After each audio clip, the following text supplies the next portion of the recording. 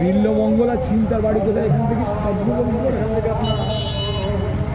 2 কিলোমিটারও হবে না কি, যদি এই নদী যাওয়া যায় আর কি।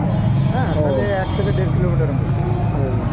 আপনার যদি গাড়ি নিয়ে যান তাহলে এই রাস্তা ধরে ঘুরে যেতে। হ্যাঁ, আচ্ছা আচ্ছা, 1 কিলোমিটার 1.5 কিলোমিটার রাস্তা গিয়ে আমার বাড়ি গাড়ি নিয়ে বড় গাড়ি যাবে। হ্যাঁ, ও জায়গাটার নাম কি? বিল্লমঙ্গল।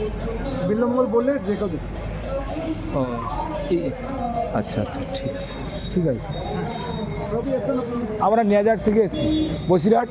হ্যাঁ, বসিরহাট।